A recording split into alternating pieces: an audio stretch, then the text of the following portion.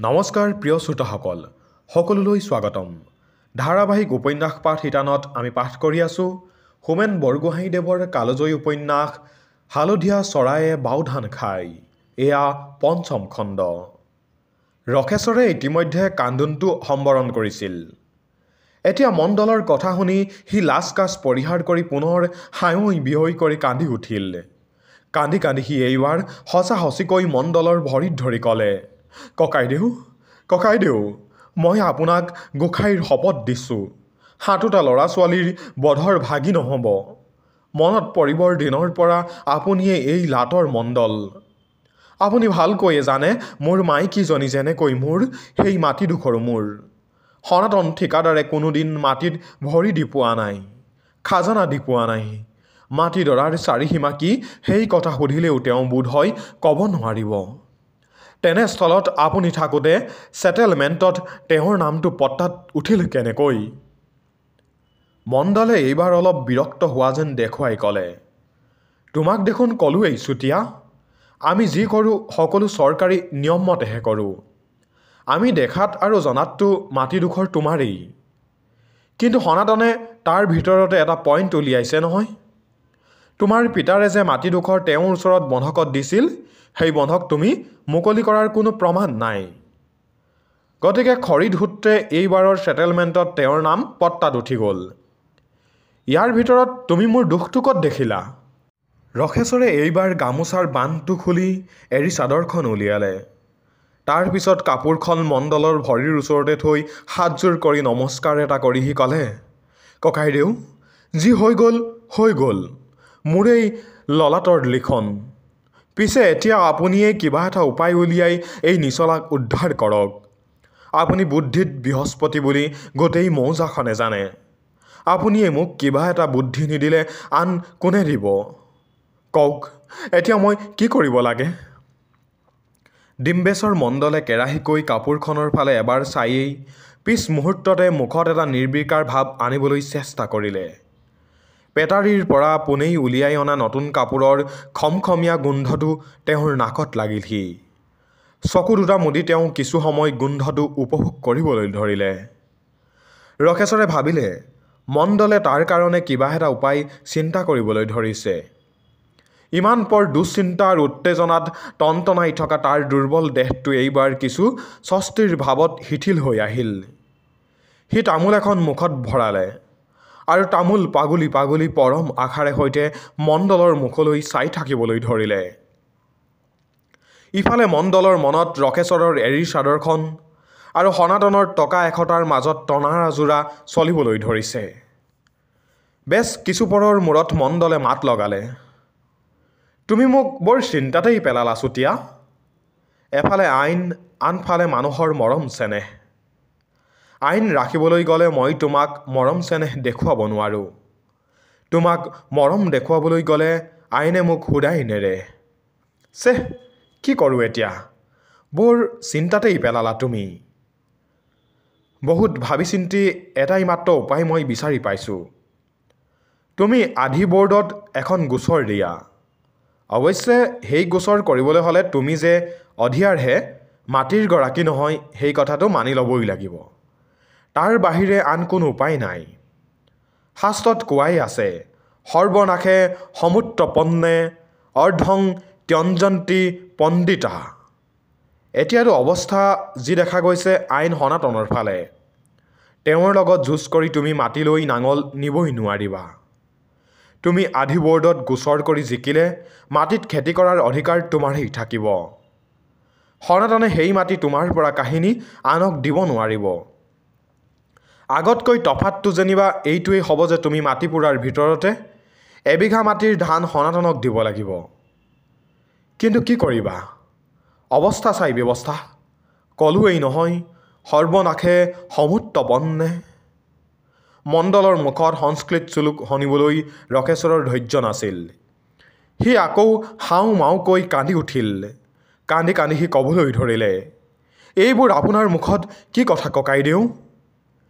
এনেকুৱা অন্যায় অধৰ্মৰ কথা কোনে ক'ত শুনিছে? যি মাটি মোৰ অকহি পুৰুষৰ সম্পত্তি, সেই মাটিত মই এতিয়া অধিয়াৰহে হ'লোগৈ। নকৰোঁ ককাইদেউ, মই মেল মোকদ্দমা একো নকৰোঁ। সনাতনে মোক মোৰ সাতাম পুৰুষীয়া মাটিত হাল বোৱাত কেনেকৈ বাধা দিয়ে চাম। মেচিদাৰে একে খাপতে দুচে উকৰি দিম। তাৰ পিছত যি হয় হ'ব, মোৰ জেইল ফাঁচি যি হয় হ'ব। তথাপি এনে দুৰ্ঘোৰ অন্যায় কেতিয়াও সহ্য কৰি নাথাকোঁ। গামোচাৰে সি চকু পানী মচিবলৈ ধৰিলে। মণ্ডলে ভৰিৰ কাষত মাটিত পৰি থকা এৰী চাদৰখন বতাত তুলি থৈ ভিতৰৰ ফালে চাই চিঞৰ মাৰিলে, অ' আইকন, আইকন, চাওঁ এই বতাহখন ভিতৰলৈ লৈ যাচোন। চুতীয়া ইমান পৰ বহি থাকিল, চাহ এটোপাও নিদিলি। বাৰু যি হ'ল হ'ল দে, এতিয়া তামোল দুখনমানকে দি যা। তাৰ পিছত ৰখেশ্বৰৰ ফালে চাই মণ্ডলে বুজনিৰ সুৰত ক'বলৈ ধৰিলে, খং নামে চণ্ডাল, মানুহে খঙৰ ভমকত একো কৰিব নাপায়। বাঁহ পৰাৰ ভোগমনৰ কথা পাহৰিলা জানো? এই মাটিৰ সীমাৰ কাৰণেই কাজিয়া কৰি বল বাহাদুৰ চেত্ৰীক কাটি আজি 5 বছৰ জেলত পঢ়িছে। ইফালে ঘৰখনৰ কি অৱস্থা হৈছে, গোটেইখন লাং লাং ঠাং ঠাং অৱস্থা। মই তোমাক যি বুদ্ধি দিছোঁ তোমাৰ ভালৰ কাৰণেই দিছোঁ। ইয়াতকৈ ভাল বুদ্ধি তোমাক কোনেও নিদিয়ে, দিব নোৱাৰে। কালিলৈ তুমি মোৰ ওচৰলৈ আৰু এটা পাক মাৰিবা।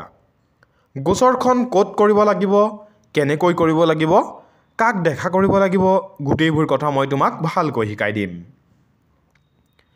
সেইখিনি কথা মণ্ডলে তেতিয়াই ৰখেশ্বৰক শিকাই দিব পাৰিলেহেঁতেন, কিন্তু তেওঁ বৰ হিচাবী মানুহ। আগ পিছ নুশুনাকৈ তেওঁ একো কথা নকয়। তেওঁ জানে যে ৰখেশ্বৰ তেওঁৰ ঘৰলৈ আকৌ এবাৰ আহিব লগা হ'লে সুদাহাতে কেতিয়াও নাহে। আন একো নহ'লেও গাখীৰ এচুঙা বা বাৰীৰ পাচলি এটাকে হাতত লৈ আহিব। বস্তু আহিবৰ বাটটোনো তেওঁ এতিয়াই কিয় বন্ধ কৰি দিয়ে? ৰখেশ্বৰে ৰাতি ঘৰলৈ আহি দেখে গোটেই ঘৰখন সম্পূৰ্ণ অন্ধকাৰ আৰু নিমাত নিতাল। জুই হলা এটা মাৰি সি কেৰাচিন তেলৰ চাকি এটা জ্বলালে আৰু শোৱা কোঠালৈ সোমাই গ'ল। ল'ৰা ছোৱালী কেইটাই মাকৰ লগত বিচনাত শুই আছে। সি অহাৰ গম পায়ো কোনো এটাই কাটি কুটা নকৰি মৰাৰ দৰে পৰি ৰ'ল। দৃশ্যটো দেখি সি কিছু সময় টভক মাৰি চাই ৰ'ল।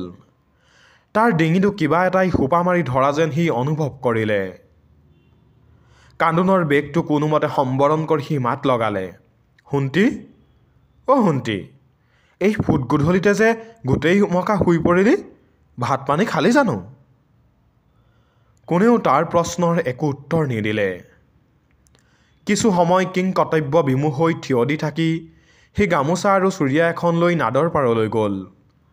গাটো ধুই নিজেই পাকঘৰত সোমাল। বহুদিন সি পাকঘৰত সোমোৱা নাই। ক'ত কি আছে সি একোকে ভালকৈ নাজানে।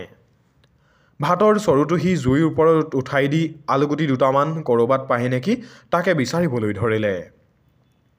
ঘৰখনত আলুৰ সঁচেই নাই। পাকঘৰলৈ সোমাই যোৱা দুৱাৰদলিৰ বাহিৰৰ ফালে বেৰৰ চুকতে ঢেকীয়া শাক এমুঠি পৰি থকা তাৰ চকুত পৰিল।